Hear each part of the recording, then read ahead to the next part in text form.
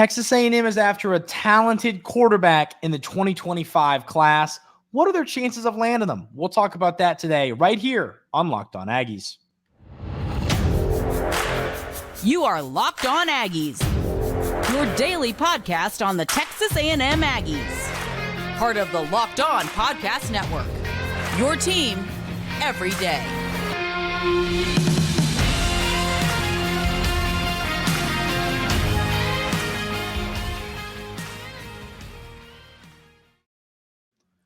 Welcome on in to Locked On Aggies. I'm your host, Andrew Stefaniak. Thanks for making Locked On Aggies your first listen every single day.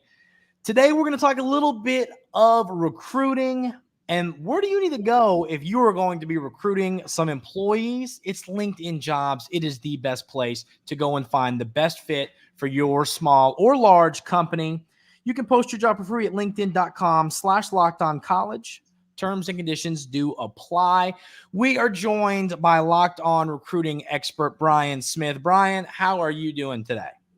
It's the beginning of another recruiting cycle. Lots of film to watch, lots of players to discuss, camps, combines, practices. It's right up my alley, brother. This is like, the Super Bowl just happened, but like these few months are your Super Bowl as a recruiting expert. I mean, it's got to be a fun time. It's got to be. January through May. Yeah, is my busiest time, as goofy as it is. But that's when all the recruiting stuff really gets going and these colleges figure out exactly who they want. Exactly. It makes sense. So today, Brian and I, this is going to be a weekly thing we're going to start doing, having Brian on to break down recruiting. Next week, we're going to talk more players and names. We're going to talk one name this week and then some big picture things. But first, Brian, you said you know this guy personally. It's a quarterback Texas A&M is after. Antwann Hill Jr. He was committed to Colorado. He backed off that commitment. Sounds like Texas A&M is really in this. What are your thoughts on him as a player and Texas A&M's chances? He goes to Warner Robins, Houston County. It's spelled like Houston, but welcome to the Deep South. And nothing quite like it. Yeah. And he is a traditional pocket quarterback with a rocket launcher. Great kid, down to earth, but 6'5", 6'6", 200 pounds or more. He's a big kid, and man, it's the kind of guy that if it works out and he figures out all the technical stuff, God gave him gifts you cannot teach. I've seen him play a number of times in 7-on-7, etc. And there's not many guys that have his ability. So the first thing about him is when you walk up to him, if you didn't know what position he was, you might say, this is a flex tight end or what? Like, he's a big dude. His hand engulfs mine when I shake his hand. So he fits the kind of that pro football mentality of the old school days. But he's also a guy that's kind of learned to take something off of it, hit the shorter pass and not kill the guy, because like he can put it through your chest. So he's learning the nuances of the game. He's playing against really good competition in Central Georgia, and he's been recruited for a long time. Like everybody offered this kid early, Bama and Tennessee and all these different schools looked at him. Aggies, Florida seem like the schools that are being mentioned the most right now. But I mean, the skills are there that I imagine he's going to have many opportunities no matter what month it is. I'm sure somebody's going to be calling his phone. Yeah.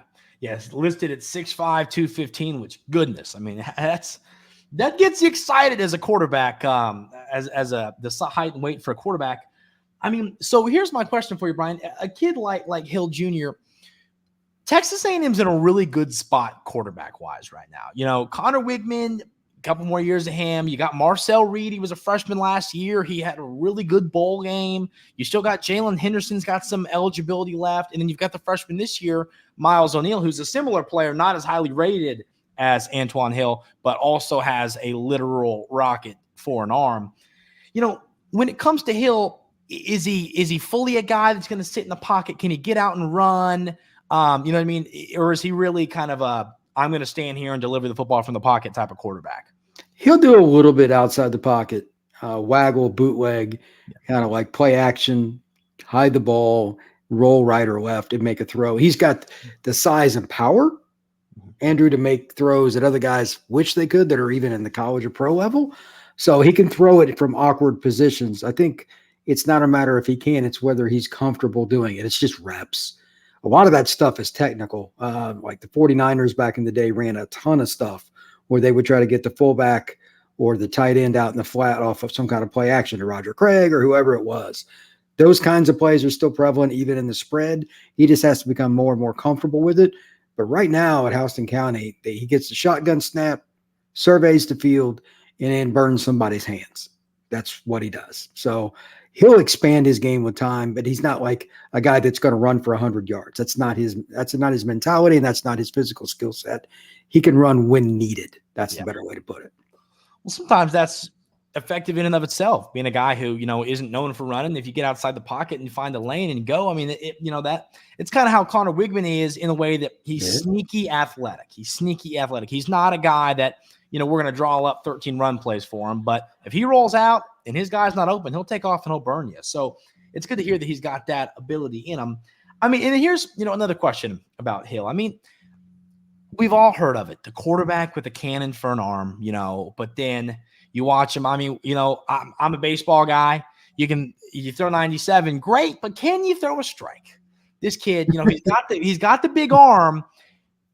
Does he have the accuracy to match, or is that going to be something that has to kind of develop as he develops into a college quarterback? I think it's just warning his body, because like sometimes he throws from some awkward angles and it still gets there. Yeah. I don't know if it's natural accuracy with that. When he's pressured, he'll throw from off his back foot, etc. As you go up levels, that needs to happen less than less, because the ball goes the other direction when you do that. At the high school level, he can get away with it. Now, once he goes to A&M or Florida or wherever he ends up attending college, he needs to be a little more dynamic with his footwork and anticipate the pass rush so his feet are in the right position, because you're going to get hit in college. Yeah. And you still got to look down the gun barrel, if you will, and make and throw not just a good ball, but one where they can make plays after the catch. That's the college game. Throw a short pass and watch the guy zig and zag through the defense of the crowd go ooh and ah. Everybody's trying to do that. And of course, then throw the jump ball, which Hill will not have any problem with. We don't need to discuss that at all. He can throw it 60 yards, no problem. I just need to see a little more consistency with some of the shorter stuff. He's gotten better. The sophomore to junior film shows it. I've seen it when I saw him recently at Battle Miami down in the Fort Lauderdale area at a 7-on. Hit a couple guys underneath because everybody knows who he is.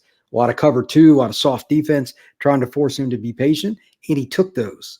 As a sophomore, he might have forced some of those, and they may not have been the most accurate, and they may have went the other direction. That's just part of the maturation process. Kids that get that, when you start to see it before their senior year, is a very good sign. You don't want to take a kid, even with that kind of arm that Hill has, if they haven't shown it before their senior year, because he's going to be committed before he plays it down, more than likely. You need to know. So I've seen it, and I'm sure of that those kind of comments get to college coaches. I'm sure they made it to Elko, etc., Billy Napier, and nobody would want him otherwise, because everybody wants the quarterback with the big arm that can, like you said, they can still make an accurate pass. Exactly. I got two more questions on Hill before I move to more big picture stuff. And this one here is he a guy to you that stands out as someone that could start year two in college, or is he someone that you think is going to have to kind of settle more into the college game? Could he start early on into his career if you were to pick Texas and wherever he goes? Yes, physically. I mean, for the love of mankind, that's not going to be an issue. He's physically ready now. Yeah. He just has to refine his body, but 6'5", 215 never goes out of style. Mm-hmm. And then on top of that, he's a pretty even keel kid mentally. One of the things I look for in quarterback, like, I won't name names, but there's certain guys at receiver over the last 30 years. You're like, I don't want that guy dating my daughter, and I don't want him playing quarterback. Yeah. He's not that guy. Mm-hmm. So he has the right mentality. He has the right size. Now it's just fit. If you're going to run an uber complex offense, I don't want anybody before their junior year, but basic spread, when A&M's obviously got dudes at all the positions, they should be fine if he's the guy. Now, he's going to have to battle to get it if he goes there or wherever he goes, but physically and all that, yeah, he's got the right mindset too. Yeah. Last question on Hill. And I'm not gonna say give me a percentage, but I'm going to say, do you think A&M, is it smoke, or is A&M really in this race to land Hill? I think they are, and he's had a lot of options, but he's one of the kids. He committed to Colorado, then other kids came off the board. Some of his other options dried up. This is just math. Yeah. I tell a lot of the kids off the record at quarterback, and I haven't had a conversation with Hill about this, but if you know there's a school you really, really like and you're a quarterback, they're taking one. Are you sure you want to be uncommitted tomorrow? Like, have that conversation. Well, his kind of worked backwards because he decommitted, because he did make the decision early. But now that there's a decommitment, I think that A&M is one of a handful of schools he's in. It's just math. there's not many spots that he'd be comfortable with, and the Aggies are one of them. Yep. Perfect. Well, we are going to talk some more big picture recruiting stuff coming up right here on Locked On Aggies. But first, I want to talk about our friends over at FanDuel. The NFL season is over. College football has been over, which, yeah, it's painful. It is. But over on FanDuel, there's no such thing as an off season in sports. There's golf. There is MLB's coming up. Pitchers and catchers reported for most teams recently. You're in the middle of NBA. You got March Madness coming up soon. A ton of exciting sports. So right now over at FanDuel, new customers get $150 in bonus bets with any winning $5 bet. That's $150 if your bet wins. When it comes to NBA, you can bet on a ton of stuff. Quick bets, live same-game parlays, exclusive props, and a ton more. So visit FanDuel.com/lockedon and shoot your shot. FanDuel, official sportsbook partner of the NBA and the Locked On Podcast Network. So continuing our conversation with Locked On recruiting expert Brian Smith. And, Brian, I wanted to, with you, going to be coming on here at Locked On Aggies every week going forward, I want to start this with some big picture questions. Fans that aren't as in tune with recruiting and might wonder some things like this before, next week we get into players and names to know. So first of all, this is my question, and it's something I've discussed here on the show a good amount. Coach Elko at Duke, if you look at the numbers, he wasn't bringing in 5 stars and 4 stars. Now, that's not, to me, not an Elko issue. That was a Duke issue. I looked at his numbers when he was the coach and then took that back further to years and years before. I mean, Duke was never really getting kids. I mean, even like Riley Leonard wasn't a highly ranked guy. So, I mean, that was just pure development. Now, of course, Coach Elko was at Texas A&M as the DC, so it's not like he's not been around big-time football and recruited at a high level. But, I mean, when it comes to being the head coach, head honcho at an SEC school, Brian, how do you feel about Mike Elko and what he is going to be able to do when it comes to the recruiting trail? Well, now that he's established himself as a good coach, and I saw the Duke Notre Dame game live last year, they're really good in the trenches. They use really good technique. He's, like you said, not a ton of 5-star guys. They won with experience, technique, and playing to their scheme.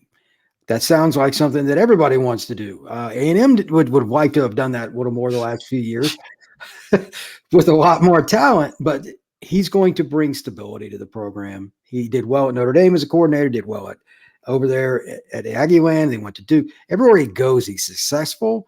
Now he's going to be able to recruit to his brand specifically instead of just kind of taking the organization that the other guy wanted him to do.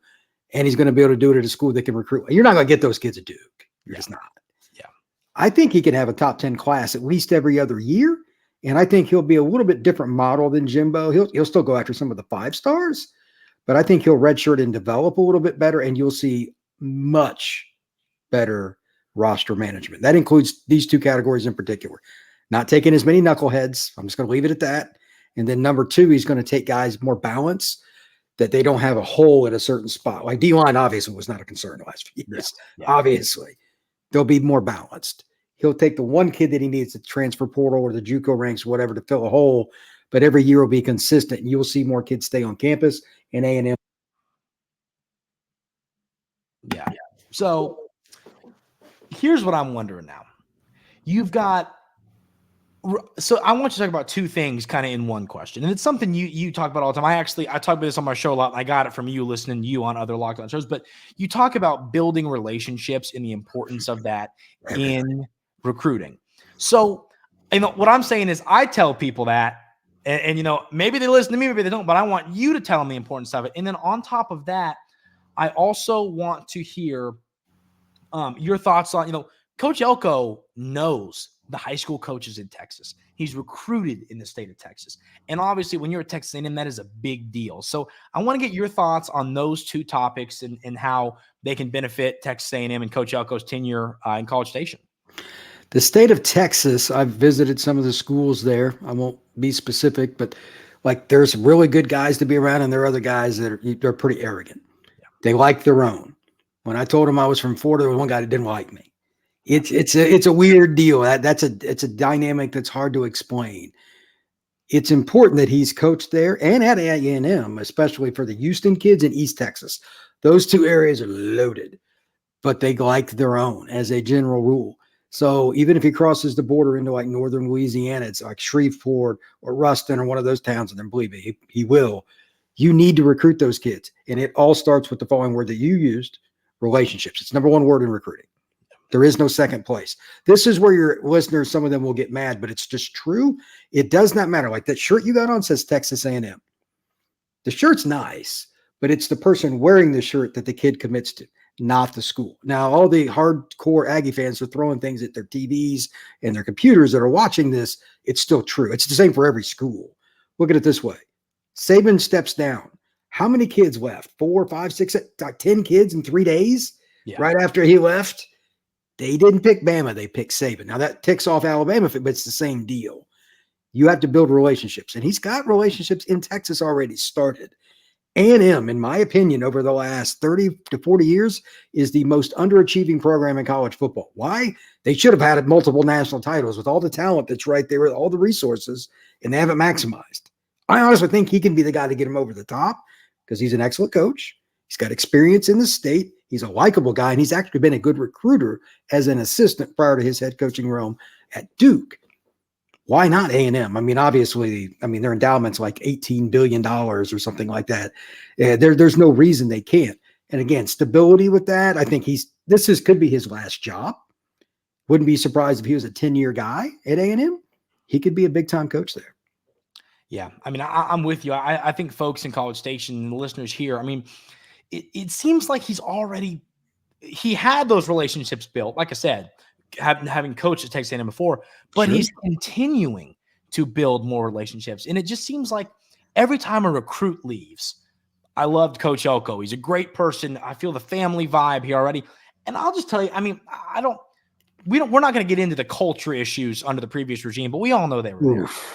And I don't think Coach Elko seems to be a real, let's build this thing the right way. Let's, we're not just here to win football games. We're here to grow young men into, good people, not just football players. And I think that some might, scoff at that and go, well, who cares? We care about football. But that stuff makes good football players, a good leader of men. And that's what Coach Elko seems like to me. So I'm really anxious to see what his tenure does look like, Brian. I think he's going to be a great coach. And the other thing, I don't know if you know much about, do you know much about Collin Klien, who's the OC now? He was the OC. Oh, he's a hell of a coach. Yeah. Yeah. Well, yeah. I'll ask you this. I am like through the roof, like singing praises off of the roof of my house, excited about Collin Klien. I think the one thing that I've said time and time again, I think it's going to be a problem for Texas A&M. I don't think he'll be here long, because I think he's going to be a head coach at some point. But I think he's going to be great during his time here. So, if you know about it, what are your thoughts on Collin Klien? And it seems like you're in on that hire. Well, two things. Number one, he won with Kansas State.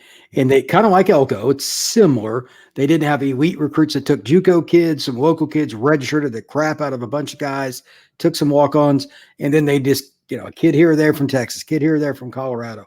Kansas is one of the worst states per capita for the NFL. There aren't a lot of guys there. You got to recruit out of state. That's not friendly.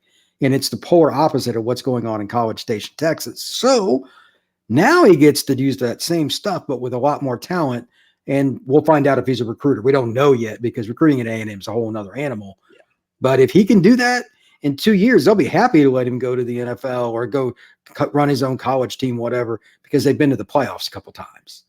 If you get to the playoffs, whether you win or not, okay, you're doing well.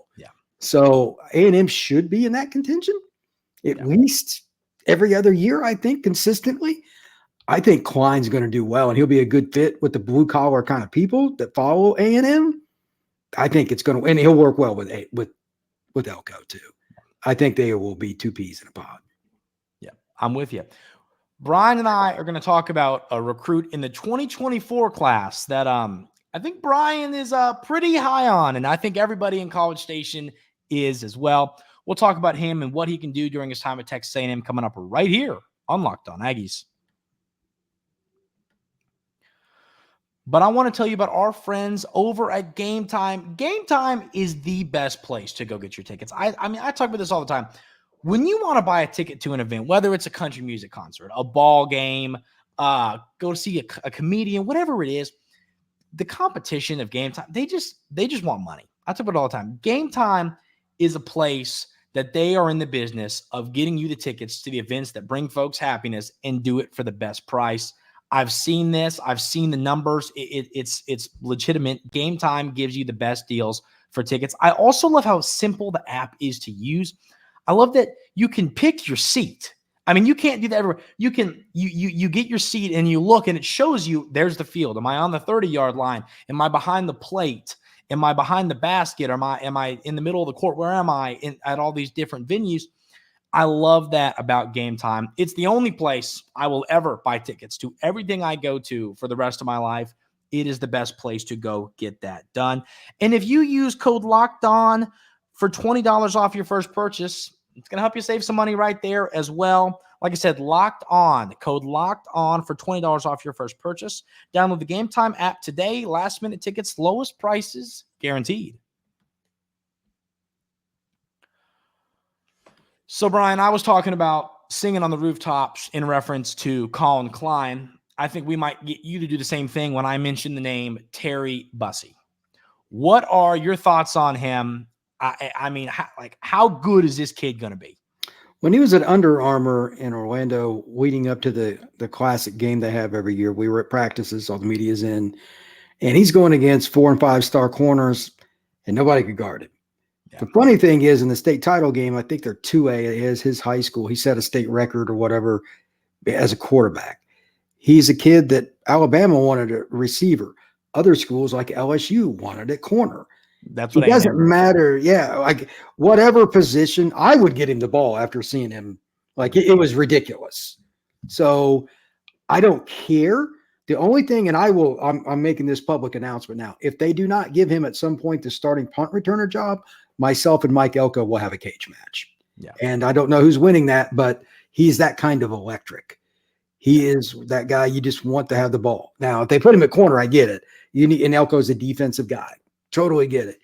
But just get him the football in those cases. And he's a kid that could have given up football and just ran track. He's that kind of explosive. So A&M's getting a 3-and-out kid that will play in the NFL, straight up. I said it time and time again. This kid will be in the NFL. I can't wait. 100%. No, and I said, I watched a lot of high school football tape in my life, whether it's doing this show, other things, whatever it is. I've watched on high school tape, and I seriously cannot think of a time that I've been more excited about high school tape than watching this tape. I mean, it jumps off the phone, the computer, the iPad at you. I mean, it is just unbelievable. So, I mean, a lot to be excited about there. Now, I mean, here's the issue, Brian. And once again, we've seen this with Travis Hunter up at Colorado, doing the both ways thing. It's just tough on you. I mean, if I had to pick what I would want Bussey to do based on Texas A&M's roster, the secondary, I know you do a lot for Miami, Brian, so you probably watched the A&M Miami game. I mean, Van Dyke just utterly torched Texas A&M. I was on the field for that game. Yeah, there you go, for about 684 yards. So, you need corners. You need guys in the secondary. But, man, you'd love him to play receiver, too. And that's what's funny about it is, like, I can justify him playing receiver or him playing corner and feel good about it either way, and we could use them either way. So it's going to be interesting. But, yeah, I think they're going to use him at corner. But, I mean, I wouldn't give him – I'll tell you this, Brian. I wouldn't mind if they gave him a couple plays at receiver, if they had a couple things drawn up for him. Well, you could run specific plays or just use him as a decoy. You run jet motion with him on 3 plays in a game. They're like, okay, on this one, they're giving him the ball. Then the quarterback just rolls over and throws it to the tight end. There's nobody within 10 yards of it. 25 yards, 1st and 10 Aggies. Yeah. You can do basic things like that. He doesn't have to know the whole playbook. And again, please put him at punt returner. Please. I think that I feel confident they will do. The offensive thing, I can't sit here and confidently say that, but I would love, like I said, I'm not asking every snap on each way. I'm asking give him 5 snaps on offense. Maybe give it to him 2 times and use him as a decoy 3 times, and good things will happen, like you just said. So, I've got one more question for you, and we'll call it a day here. Obviously, Elko we're past 2024. We're on to 2025. Coach Elko is getting in on this class, and that's what we'll discuss next week. But my question is, 2026 is going to be the class where Elko has really – I've known these kids since they could walk and develop, and had these relationships, like you said. Do you think he can still put together a top 15, top 12, maybe a little bit higher class in 2025, knowing he won't have had the full time he needs, and knowing he's a little bit behind other schools for this class? I think that you can if your staff is ready to roll. The key here is, like I was talking about earlier, connections within the state. Oklahoma kids, Arkansas kids, and Louisiana kids. That's their base. They'll get maybe 1 or 2 Florida kids, 1 or 2 Georgia kids. Everything else pretty local. Relationships. If they've built that with the other staffs they've been with before they came to A&M, and the few holdovers that are either in the back office or on the staff, they'll be fine. Any year that A&M's outside the top 15 in recruiting, something went wrong. That's just how, no offense to other schools. It's just, they've got the money. They're in the Southeastern Conference, and the location is an hour and a half from Houston. It's not that hard. Don't make it any harder than it is. So next year, sure, it'll be easier because it is a longer period. But with the guys that he's brought in on the staff, they should have a top 10 class if things go right with a couple of key guys, but top 15 should be conservative. Yeah, I'm with you. Well, that is going to do it for today's episode of Locked On Aggies. Brian, you're going to be here coming on with us every week now. Do you want to tell everybody what you got going on, where they can check you out, and all that good stuff? At FBScout_Florida on X, formerly known as Twitter. A little bit of recruiting on everything. Going to be going to the Atlanta Under Armour camp. There will be several kids there that have Aggie offers. Well, that's my favorite Under Armour camp of the year. Going to the one in Houston coming up and a little bit down the road. A lot of fun, man. Recruits all over the country this spring. Yep, that's exactly right. Well, like I said, we'll be with Brian once a week going forward, but that is going to do it for Thursday's episode of Locked On Aggies. Hope everybody has a great rest of your day today, and we will see you tomorrow.